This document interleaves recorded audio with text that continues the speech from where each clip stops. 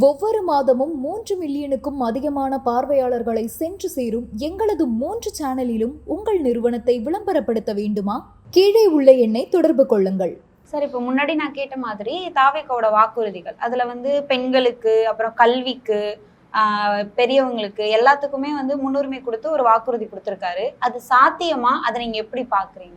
இல்லை, இப்போ தமிழகத்தினுடைய பொருளாதார நிலை நமக்கு தெரியும். சுதந்திரம் பெற்று இந்த கடந்த 2021 வரைக்குமே வெறும் 5.5 லட்சம் கோடி தான் கடன் இருந்தது. இந்த 4.5 ஆண்டுகளில் மேலும் ஒரு 5 லட்சம் கோடி கடனை வாங்கி 10.5 லட்சம் கோடி கடனில் இருக்கிறது. ஒவ்வொரு இப்போ இவ்வளவு பேர் போராடுறாங்கல்ல, போராடுவர்களுடைய கோரிக்கையை நிறைவேற்றுவதற்கு நிதி இல்லைன்னு தானே சொல்கிறாங்க.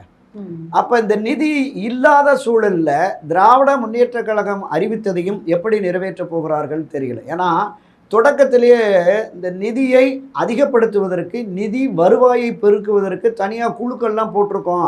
அதனுடைய வழிகாட்டுதலில் நாங்கள் நிறையா சேர்த்து மக்கள் நலத்திட்டங்களை நிறைவேற்றுவோம். நாங்கள் அந்த குழு என்னாச்சுன்னு தெரியல, என்ன வருவாயை பெருக்குனாங்கன்னு தெரியல, இந்த பெருக்கிய வருவாய் எங்கே போச்சுன்னு தெரியல, அது மடைமாற்றப்பட்டு விட்டது அப்படின்னு. தொடக்கத்தில் நிதியமைச்சராக இருந்த பழனிவேல் தியாகராஜன் ஒரு கருத்து ஆடியோவில் போச்சு, கேள்விப்பட்டிருக்கீங்களா? 30,000 கோடி 6 மாதத்தில் சேர்த்துட்டாங்க, இப்படிலாம் எப்படி கணக்கு வழக்கு பண்ண போகிறாங்கன்னு தெரியல அப்படின்னு. அப்போது வெறும் 6 மாதத்தில்னா இன்றைக்கு இந்த 4.5 ஆண்டுகள் முடிந்து எத்தனை ஆயிரம் கோடி கடவுளுக்கு தான் வெளிச்சம். ஆக அவங்க இந்த மாதிரியான போக்கில் மீண்டும் ஆட்சி அதிகாரத்திற்கு 7வது முறையாகவும் ஆட்சிக்கு நாம் வர வேண்டும் அப்படின்னு அவங்க சங்கல்பம் எடுத்து களத்தில் இறங்கியிருக்கிறாங்க. அதுக்கு என்ன காரணம்னா 1977, 80, 84 ஒரு 3 சட்டப்பேரவை தேர்தலில் தொடர் வெற்றியை, ஒரு மகத்தான ஹாட்ரிக் வெற்றியை புரட்சி திரு எம்ஜிஆர் கொடுத்திருந்தார். 2011 அப்படியே அதன் நீட்சியாக 2016 செல்வி ஜெயலலிதாவும் ஒரு தொடர் ஆட்சியை கொடுத்து சாதனை படைத்திருந்தார். திராவிட முன்னேற்ற கழகம் 67 வந்தாலும் 67, 71, 70 மாறி மாறி தான் வந்திருக்கு. தொடர் வெற்றி சாத்தியம் இல்லை இதுவரைக்கும். அப்போ இந்த முறை அந்த வெற்றியை சாத்தியப்படுத்த வேண்டும் என்று திமுக இறங்கியிருக்கிறது. எனவே பொதுவெளிகளில் மக்கள் மத்தியில், வாக்காளர்கள் மத்தியில் மீண்டும் திமுக வெற்றி பெற்றுவிடும், அதிமுக பலகீனமாக இருக்கிறது. நீங்கள் குறிப்பிட்டது மாதிரி தாவேக்கா வந்தால், என்டிஏ தாவேக்கா அதிமுக வருகிற பொழுது நிச்சயமாக, ஏன்னா புதியவர்கள், இளைஞர்கள், பெண்கள் மத்தியில் தாவேக்கா விஜய்க்கு ஆதரவு இருக்கிறது. விஜய் ஆட்சி அதிகாரத்திற்கு வர வேண்டும் என்று தான் அவர்கள் வாக்களிப்பார்கள். இங்கே வந்ததற்கு பிறகு கூட்டணி ஆட்சி என்று அறிவித்து குறைந்தபட்சம் விஜயை துணை முதலமைச்சராகவாது, ஏன்னா அவர் 4.5 வருஷம் எடப்பாடி முதலமைச்சராக இருந்தால் விடுவிட மாட்டார். ஆனால் என்ன பண்ண போகிறாங்கன்னு தெரியல. பாஜக இவரையே முதலமைச்சர் கேண்டிடேட்டாக அறிவிக்குமாங்கிறதும் வெளியில் ஒரு மாதிரி ஒரு ஹேஷியங்கள், வதந்திகள் பரவலாக போயிட்டுருக்கு. பாஜகவனுடைய அந்த வியூகம் எப்படி இருக்கும் அப்படின்னு நம்ம பல மாநிலங்களில் பார்த்தோம். எந்த மாதிரியான சாமர்த்திய, சாதுரிய, சாகச நடவடிக்கைகளில் பாஜக ஈடுபட்டு பல மாநிலங்களில் பல்வேறு ஆட்சிகளில் தங்களை ஈடுபடுத்தி பங்கெடுத்து கொண்டிருக்கிறார்கள். அதனுடைய நீட்சியாக மேற்கு வங்கத்திலும் தமிழ்நாட்டிலும் ஆட்சி அதிகாரத்திலே பங்கு பெற வேண்டும் என்கிற அந்த எண்ணம் அவர்களுக்கு இருக்கிறது. அதனால்தான் மோடி, அமித்ஷா போன்றவர்கள் தமிழ்நாட்டில் என்டிஏ தலைமையிலான ஆட்சி தான் 2026ங்கிறத இன்னும் சொல்லிகிட்டு இருக்காங்க. எடப்பாடி பழனிசாமி தான் இல்லை நாங்கள் தனி மெஜாரிட்டி பெற்று அதிமுக தான் ஆட்சி அமைக்கும், நான் தான் முதலமைச்சர் நாற்காலில் உட்காருவேங்கிறாரு. நடக்குமா? பார்க்கலாம். இப்போ எடப்பாடி பழனிசாமி அவர் சிஎம்மாக வரலன்னா வேற யார் வர்றதுக்கு வாய்ப்பு இருக்குது என்டிஏ கூட்டணியிலேருந்து? இல்லை, அண்ணா திராவிட முன்னேற்ற கழகத்தில் இருக்கிற அடுத்த நிலையில் இருக்கிற எஸ்பி வேலுமணியவோ தங்கமணியவோ யாரோ ஒருத்தர் அவங்க முன்னிறுத்தலாம்.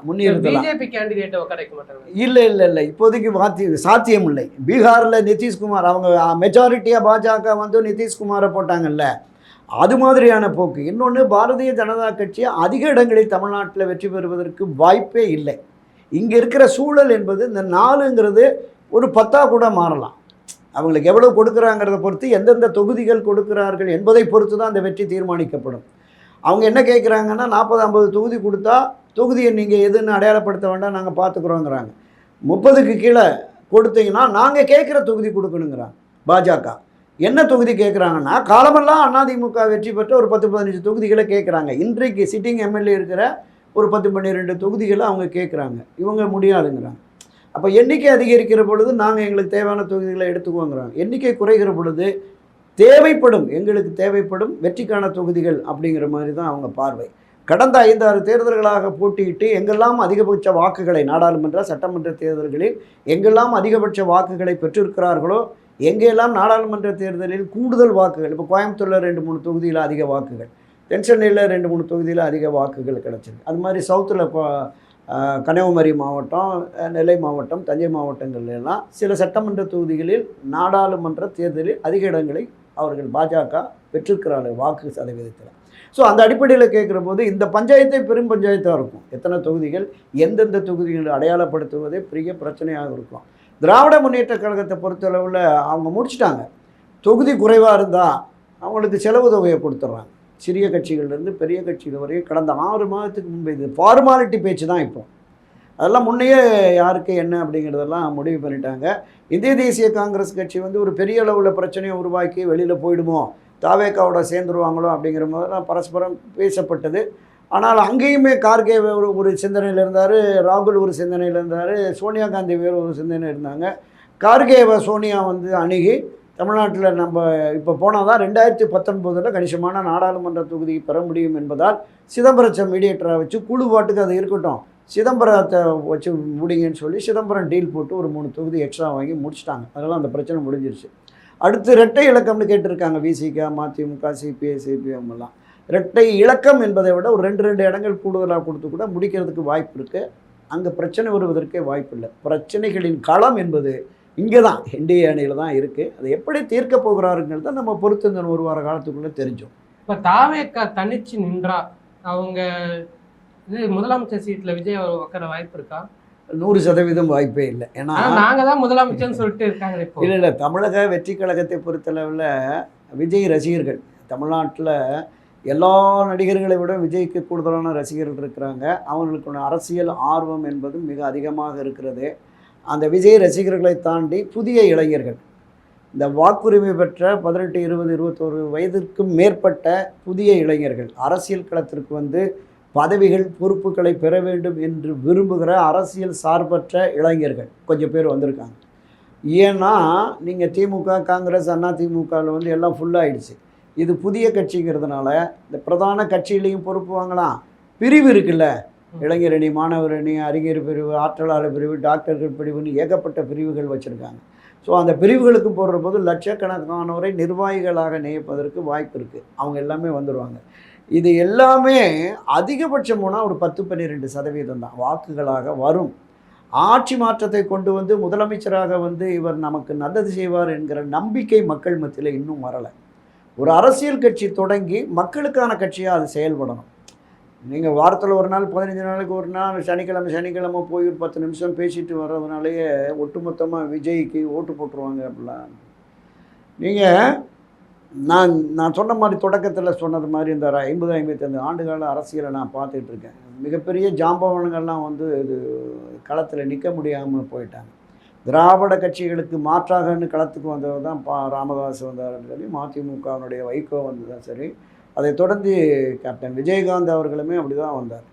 அவர் மிக ஆற்றல் மிக்க, மக்கள் செல்வாக்கு மிக்க தலைவர்கள். செல்வி ஜெயலலிதா, கலைஞர் கருணாநிதி இருந்த காலத்திலே ஒரு மாற்றுன்னு வந்தார். அதிகபட்சமாக 4% தொடங்கி ஒரு 10-10% வரைக்கும் வந்தார். ஒரே ஒருத்தர் தான் வெற்றி பெற முடிஞ்சது அவரால். அப்போ அண்ணா திராவிட முன்னேற்ற கழகத்தில் இணைந்து 29 தொகுதிகளில் வெற்றி பெற்று பிரதான எதிர்க்கட்சி அந்தஸ்துக்கு வந்தார். தமிழகத்தின் அரசியல் கள யதார்த்த நிலை என்பது இதுதான். திராவிட முன்னேற்ற கழகம் அல்லது அனைத்து இந்த அண்ணா திராவிட முன்னேற்றம், இந்த 2 பெரும் அரசியல் கட்சிகளோடு எந்த தேசிய கட்சியானாலும் எந்த மாநில கட்சியினாலும் கூட்டணி அமைத்து தேர்தலை எதிர்கொண்டால் மட்டுமே ஒரு 4-5 MP, 10-20 MLA பெற முடியும். தனித்து ஆட்சி அதிகாரத்திற்கு வரக்கூடிய வலிமை, வல்லமை இந்த தேர்தலில் திரு விஜய்க்கு இல்லை. இந்த தேர்தலை ஒரு பரீட்சார்த்த களமாக எவ்வளவு வாக்குகள் நமக்கு கிடைக்கிறது அப்படின்னு பார்த்துட்டு அப்புறம் 5 வருஷம் மக்களுக்கான பிரச்சனை, யார் ஆட்சி அதிகாரத்துக்கு வருகிறாரோ அவர்களை செயல்பாடுகளை விமர்சிக்கணும்.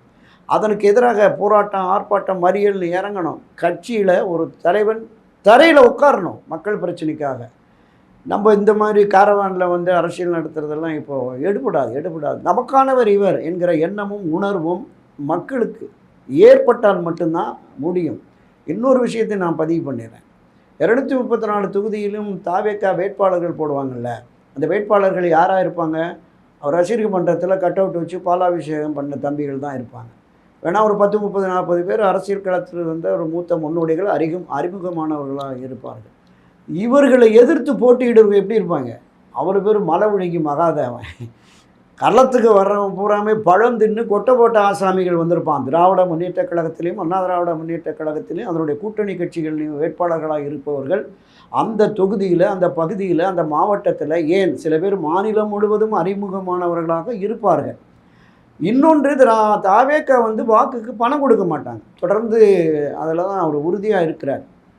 ஆனால் இன்றைய கள யதார்த்தம், நீங்கள் அதிமுக வேட்பாளர் 500 கொடுத்தா திமுக 1000 கொடுக்க தயார். இவங்க 1000 கொடுத்தா அவங்க 2000 கொடுக்க தயார். இப்போவே பணம்லாம் ஒரு தொகுதிக்கு 20 கோடி 30 கோடி போய் டம்ப் பண்ணிட்டாங்க. அதனால் அவ்வளோ சீக்கிரம் வர முடியாது. இன்னொரு கூடுதல் தகவல், தாவேக்கா வேட்பாளர் ஒரு 50-100 பேரை பர்ச்சேஸ் பண்ணிடுவாங்க திமுக காரங்க. எல்லாம் பசங்க தானே. போய் நின்ன உடனே அவன் நீ காலமெல்லாம் கட்ட விட்டு பாலாபிஷேகம் டிக்கெட் வாங்கி கஷ்டப்பட்டுட்ட இந்த ஒரு 50 லட்ச ரூபா அப்படின்னா 50 லட்சம் என்பது அவங்களுக்கு மிகப்பெரிய இது. அதனால் தேர்தல் களம் என்பது அவ்வளவெல்லாம் வெற்றியெல்லாம் சாத்தியமே இல்லை. இந்த தேர்தலில் சாத்தியம் இல்லை. பாப்பா எதிர்வரும் 31 2026 அடுத்து 2031 இதே நிலையில் அவர் நீடிக்க வேண்டும். தொடர்ந்து அரசியலில் பயணிக்கணும். பல படங்கள் கொடுக்கலாம். படிச்சது எம்ஜிஆர் 72 கட்சி தொடங்கினார். அதற்கு பிறகு தான் பல வெற்றி படங்களை 77 வரைக்கும் கொடுத்து மதுரை மீட்ட சுந்தரபாண்டியன் அவருடைய 136வது படம். அந்த படம் ஷூட்டிங்கு முடித்து ரெக்கார்டிங்கு ப்ளேபேக் இதெல்லாம் இருக்குது. ஒரு 10 நாள் கவர்னரை சந்தித்து எனக்கான பணிகள் இருக்குது அப்படின்னு ஒரு 10 நாள் ஆளுநர்கிட்ட நேரம் கேட்டு வெற்றி பெற்று முதலமைச்சராக தேர்ந்தெடுக்கப்பட்ட புரட்சித் தலைவர் எம்ஜிஆருக்காக அந்த முதலமைச்சர் நாட்காடி 10 நாட்கள் காத்திருந்தது. அப்படிப்பட்ட ஒரு மகத்தான தலைவர். சில பேர் அவரோட ஒப்பிடுறாங்க. அது ஒப்பிடவே முடியாது. மகத்தான தலைவர் புரட்சித் தலைவர் எம்ஜிஆர் என்பவர். அரசியல் களத்தில் நீங்கள் 1930-36 திரைப்படத்துக்கு வரும்போதே அவர் காங்கிரஸ்காரராக இருந்தார். கதர் வேட்டி கட்டி ஒரு சின்ன மணிமாலை போட்டு தன் திருமணத்துக்கு தாயார்கிட்ட அவர் சொன்ன உறுதிமொழியே, நான் கதராடை தான் அணிவேன், பட்டு சட்டை போட மாட்டேன் அப்படின்னார். அப்படி தேசிய இயக்கத்திலிருந்து 53 திராவிட இயக்கத்துக்கு வந்து 72 வரைக்கும் 20 ஆண்டுகள் திராவிட முன்னேற்ற கழகத்தில் 67 எம்எல்ஏ, 71 எம்எல்ஏ, 63 எம்எல்சி, கட்சி மட்டுமில்லை பல பொது இடங்களுக்கு பொது நிகழ்வுகளுக்கு சந்தித்து பல ஆயிரக்கணக்கான பல லட்சக்கணக்கான வண்ணத்தை வாரி வழங்கி வல்லல் என்று பெயரிட்டவர். மக்களோடு இருந்தவர். வள்ளலார் அணையா நெருப்பு மாதிரி ராமாவரம் தோட்டத்தில் அணையா நெருப்பு இருக்கும், அணையா அடுப்புகள் இருக்கும், அவ்வளோ பேருக்குமே இருந்தது. அவர் கொண்டு வந்த அந்த திட்டங்கள் எல்லாம் பார்த்தீங்கன்னா அந்த 10 ஆண்டுகள் முதலமைச்சராக இருந்தபோது அவர் கொண்டு வந்த திட்டங்கள் இருக்கிற மக்களுக்கான தன்னிறைவு திட்டம், சத்துணவு திட்டம் போன்ற திட்டங்கள் எல்லாம் மக்கள் மனதில் இன்னும் இருக்குது. அவர் மறைந்து 38 ஆண்டுகள் கடந்த பிறகும் இன்றைக்கும் அவருக்கான வாக்கு எம்ஜிஆர் வாக்குன்னு இருக்குது. அப்படிப்பட்ட ஒரு மாபெரும் தலைவர். அந்த அளவிற்கு திரு விஜய் அவர்கள் தன்னுடைய உழைப்பை பொது வாழ்வில் ஈடுபடுத்தவில்லை என்பதால் அந்த ஒப்பீடு என்பது சரியானதாக இருக்காது. இன்னும் இவர் உழைக்க வேண்டும். வயசு இருக்குது. இன்னும் 5 வருஷம் உழைச்சார்னா அடுத்து நம்ம முதலமைச்சராக விஜயை பார்க்கலாம். சார், இப்போ திமுக அதிமுக ரெண்டுமே வந்து ரொம்ப பெரிய இயக்கங்கள் தமிழ்நாட்டில் இருக்கிறது. இப்போ வரப்போறது சட்டமன்ற தேர்தல். ஆனா திமுகவுக்கு இந்தியா கூட்டணியிலிருந்து ராகுல் காந்தியோட வருகையோ அவரோட பரப்புரையோ அதிகம் தேவைப்படலை. ஆனா அதிமுகவுக்கு மோடி அவர்களோ அமித்ஷா அவர்களோ அடிக்கடி தமிழ்நாட்டுக்கு வந்து மக்கள் கிட்ட வந்து முகத்தை காட்டுறதோ இல்ல அடுத்து வந்து என்டிஏ கூட்டணி தான் வரப்போகுதுன்னு சொல்ற நிலைமை வந்திருக்கு. இதை எப்படி பாக்குறீங்க? இல்லை, உண்மைதான். நான் தொடக்கத்திலே சொன்னேன்ல, அதிமுக என்டிஏ கூட்டணி பலகீனமாக இருக்குது. ஆக பலகீனமான கூட்டணியை பலப்படுத்த வேண்டும். பலப்படுத்தி மக்கள்கிட்ட மத்திய அரசு இதெல்லாம் உங்களுக்கு கொடுத்துருக்கு. ஏன்னா இவங்க பாராமுகமாக இருக்குது. திரு ஸ்டாலினுடைய அந்த வெர்ஷன்ஸ் பார்த்தீங்களா அவர் பேச்சு, இது வந்து எடப்பாடிக்கும் எங்களுக்கானதும் இல்லை, டெல்லிக்கும் தமிழ்நாட்டுக்குமான தேர்தல் அப்படின்ட்டார். அப்போ அந்த போட்டியை அவங்க எதிர்கொள்ளணும்ல. ஆமாம், டெல்லிக்கான போட்டி தான் வர்றோம் அப்படின்னு. நீங்கள் குறிப்பிட்ட மோடி வருவார், அமித்ஷா வருவார், நிர்மலா சீதாராமன் வருவாங்க, பியூஷ் கோயல் வருவாங்க, இன்னும் சில அமைச்சர்கள், இந்த தமிழகத்திற்கு தொடர்புடைய அமைச்சர்கள் பலருமே, மத்திய அமைச்சர்கள் பலருமே பிரச்சாரத்துக்கு வருவாங்க. வந்தே ஆக வேண்டும். அப்படி வந்து பிரச்சாரம் செய்வது சாதகமாக வருமா அல்லது அதிமுக கூட்டணிக்கு பாதகமாக வருமா அப்படிங்கிற மாதிரி கூட நமக்கு இருக்குது. எனவே இந்த தேர்தலில் மிகப்பெரிய அளவில் நான் தொடக்கத்தில் சொன்னது மாதிரி எல்லா அரசியல் கட்சிகளுக்கும் மிகப்பெரிய சவாலாக இருக்கிறது. கூடுதல் சவால் பிரதான எதிர்க்கட்சியான அனைத்து இந்திய அண்ணா திராவிட முன்னேற்ற கழகத்தில் இருக்கிறது. எடப்பாடி பழனிசாமி தன்னுடைய பிடிவாதத்தை தளர்த்தி விலக்கி வைக்கப்பட்டார்கள், விலகி சென்றவர்கள் அதிருப்தியாளர்களெல்லாம் அரவணைத்து ஒரு வலிமைமிக்க அண்ணா திராவிட முன்னேற்ற கழகத்தை உருவாக்கி இருப்பாரே. ஆனால் என்டிஏவும் வலுவான கூட்டணி வருகிற பொழுது வெற்றி நிச்சயம் உறுதி என்று பேசலாம். இப்போது சந்தேகம்தான். இந்த கேள்வி நான் கேட்கலாமான்னு தெரியல. ஆனா இப்போ இருக்கிற நிலைமைக்கு, இப்போ இருக்கிற அரசியல் கட்சிகளோட நிலைமைக்கு எந்த கட்சி அடுத்த ஆட்சிக்கு வந்தா நல்லா இருக்கும் நீங்க நினைக்கிறீங்க? இப்போ நான் சொன்ன இந்த பிரச்சனைகள்லாம் வச்சு பார்க்குற போது திராவிட முன்னேற்ற கழகம் தான் வருங்கிறது நமக்கு வெளிப்படையாகவே வாசகர்களுக்கும் தெரியும், நேயர்களுக்கும் தெரியும். எந்த மாதிரியான கட்டமைப்பை உருவாக்கி வியூகங்களை வகுத்து எப்படி களமாடுகிறார்கள்னு. நீங்கள் அந்த பெண்ணுன்னு ஒரு அமைப்பு திமுகவில் இருக்குல்ல, அவங்க ஒரு சர்வே பண்ணி ஒரு 60-70 தொகுதிகளில் ஒரு பின்னடைவு இருக்குது அப்படின்னு உடனே அந்த 70 தொகுதிகளுடைய நிர்வாகிகளை உடன்பிறப்பை வாங்க அறிவாலயத்தில் உட்காந்து பேசி ஜெயிச்சுட்டு வாங்க, பணத்தை பற்றி கவலைப்படாதீங்க அப்படின்னு பேசிட்டார். இங்கே பூத்து கமிட்டி, பாக கமிட்டி கூட்டம் வரைக்கும் போகிறாரு, முகவர்கள் கமிட்டி கூட்டம் வரைக்கும் போகிறார். இந்த வேகம் இருக்குல்ல, இது பொதுவெளிகளில் இது வெற்றிக்கான குதிரை, இதுதான் ஓடுங்கிற தாக்கம் உருவாகிடும். அதுதான் நீங்கள் எதிர்ப்பு இருக்கிறது, அதிருப்தி இருக்கிறது.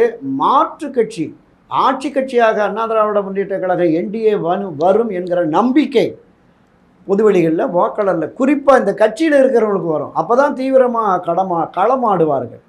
திமுகவை வீழ்த்தணும் என்று உணர்வுபூர்வமாக களமாடுவார்கள். அந்த நிலை இப்போது இல்லை என்பதால் வேறு வழியே இல்லை, திமுக தான் வருங்கிறது தான் என்னோட பார்வை. மிகவும் தேவையான கருத்துக்களை பகிர்ந்துக்கிட்டீங்க சார். ரொம்ப நன்றி. நன்றி.